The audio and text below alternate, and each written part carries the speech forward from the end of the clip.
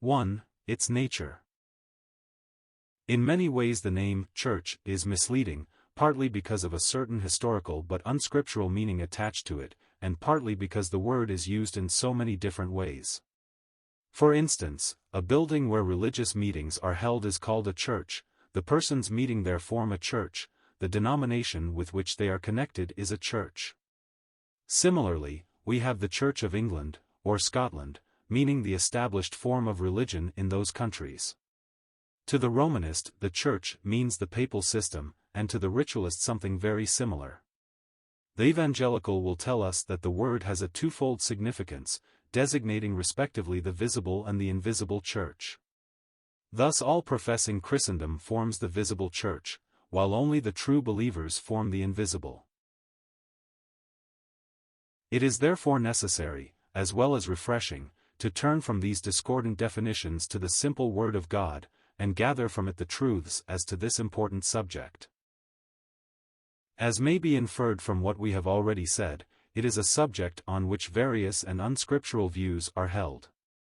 Indeed, we might go further, and say that perhaps fewer persons understand the teaching of Scripture as to the Church than any other of its prominent doctrines. The effect of this is but too apparent. Satan is always at work where there is ignorance, and the various systems of error founded upon wrong teaching on this subject show the immense importance of being clear as to it. And the revival of other precious truths, such as assurance, the Lord's coming, etc., has not been accompanied by an awakening upon this theme. Sad it is to hear men devoted in the gospel, clear expounders of the Word of God, telling us that they do not trouble themselves about church doctrine, that salvation is the all-important theme, and the establishment of Christians in the fundamentals all that is necessary.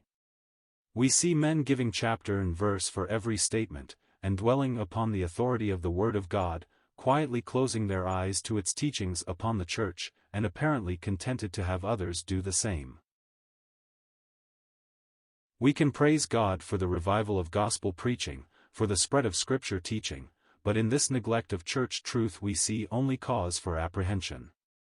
May we not call upon those who love the Word of God to take up this neglected truth, and seek by the Lord's grace to learn His mind regarding that which is as dear to Him as His own body? Surely, blessing would result from it.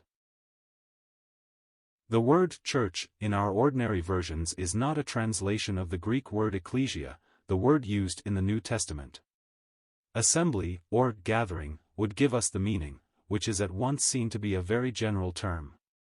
In fact, it is used not only for the New Testament thought of the assembly, but, in Acts 7 verse 38, for the congregation of Israel, and later, in the same book, for a heathen mob at Ephesus, Acts 19 verses 32 and 39, 41.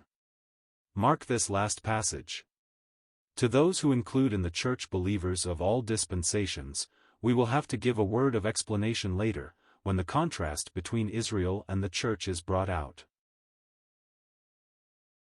We must therefore look for some passage in Scripture to settle the meaning and use of the word assembly. We find one which has all the clearness of a definition, and hath made him head over all things to the church, which is his body, the fullness of him that filleth all in all. Ephesians 1 verses 22 to 23.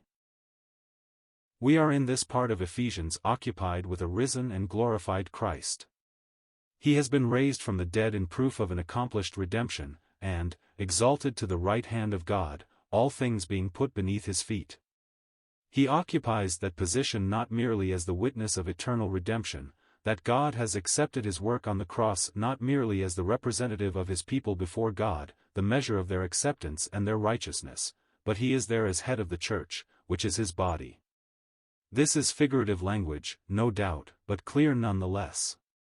It suggests not only lordship over his people, but declares for them the closest connection, the same life, the same interests, and the same prospects as his own.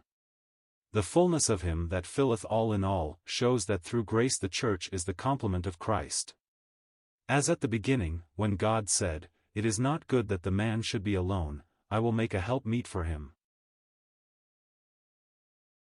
Genesis 2 verse 18, so God now likens the church in its relation to Christ to a wife in relation to the husband, the complement, the rounding out, amazing thought, of the second Adam, Ephesians 5 verses 22 to 33. We would not for a moment hint that our adorable Lord needed the church to add anything to the worth, dignity, or beauty of his peerless person, either as Son of God or Son of Man. In grace, however, he has taken her into fellowship with himself, and to all eternity she will be the vessel in which his grace, love, power, and blessing will be displayed. The church, then, is the body of Christ. But how and of what is this body formed? Again Scripture answers with the distinctness of a definition: by one Spirit are we all baptized into one body, 1 Corinthians 12 verse 13. We all means those who have the Spirit, and his baptism marks the beginning of the church. When did this take place? This spake he of the Spirit, which they that believe on him should receive, for the Holy Ghost was not yet given, because that Jesus was not yet glorified, John 7 verse 39. It is expedient for you that I go away, for if I go not away, the Comforter will not come unto you, but if I depart, I will send him unto you, John 16 verse 7. For John truly baptized with water, but ye shall be baptized with the Holy Ghost not many days hence, Acts 1 verse 5. And they were all filled with the Holy Ghost, Acts 2 verse 4. These passages show us that as long as the Lord Jesus was upon earth, until he was glorified, after his death, the Holy Ghost did not come. After his resurrection he reminded his disciples of the promise, and uses this very word, baptize, of the descent of the Spirit, and in Acts 2, at Pentecost, we have the promised baptism. Is it not clear, then, that the church was begun at Pentecost, not before? And does not this accord beautifully with the definition we have been looking at? It is the body of Christ glorified, and when glorified he sent down the Holy Ghost to form this body. Let it not be thought for a moment that we mean that the Holy Spirit did not act upon earth before this. Scripture is plain as to this. At creation, he brooded upon the face of the waters, Genesis 1 verse 2. Before the flood he strove with men, Genesis 6 verse 3. He came upon men for prophecy or for power, Numbers 11 verses 25 to 26, Judges 14 verse 6. From the beginning new birth was his work, to which our Lord refers in his conversation with Nicodemus as a thing which ought to have been familiar to a teacher in Israel, John 3 verse 10 with Ezekiel 36 verses 25 to 26. But none of these is the baptism of the Spirit, uniting believers to a glorified Christ and to one another. This, as we have seen, took place at Pentecost, ***. It is interesting to note the various operations of the Spirit of God in the present dispensation.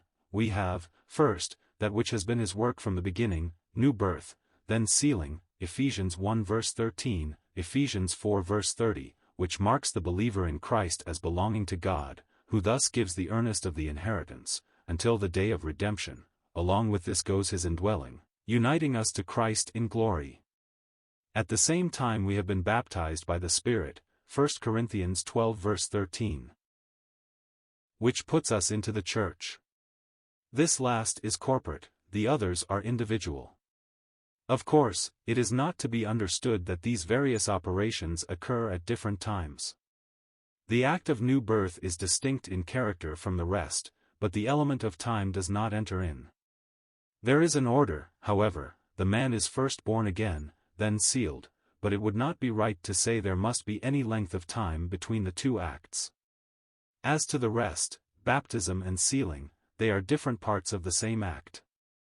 The Spirit abides always, never leaving those whom he has sealed. Dwelling in the individual and the church, he also operates in the varied functions of the one body. But of this we shall speak at greater length later on.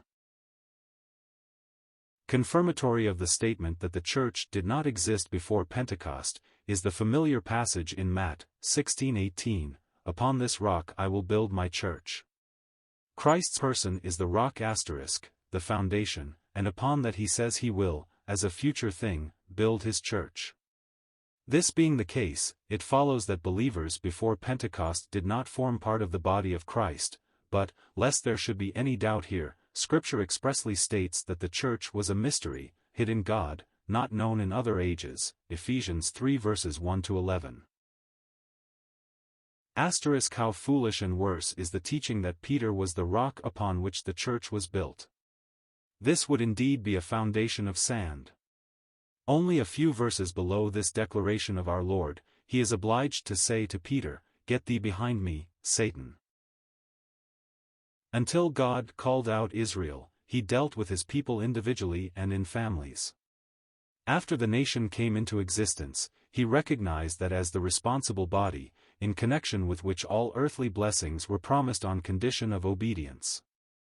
The Gentiles were to be blessed in connection with Israel, Psalms 22 verses 23-28, not independently of them, Deuteronomy 32 verses 8-9 with Psalm 72 verses 8-11. A simple examination of the prophets in contrast with the epistles will make this perfectly clear. God does not confound his dispensational dealings.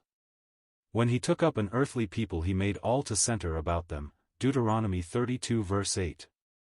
He did not forsake them, in spite of their mournful departures from him, as shown in the history of the times of the judges and the kings, but sent them prophets and righteous witnesses, one after another, until there was no remedy. 2 Chronicles 36 verses 14-21. Even after the world power had passed over to the Gentiles, under Nebuchadnezzar, God restored a remnant of his people from their captivity at Babylon, and, crowning act of love and mercy, sent them his Son. Had they but reverenced him, received him, all the blessings promised to the earthly people would have come upon them.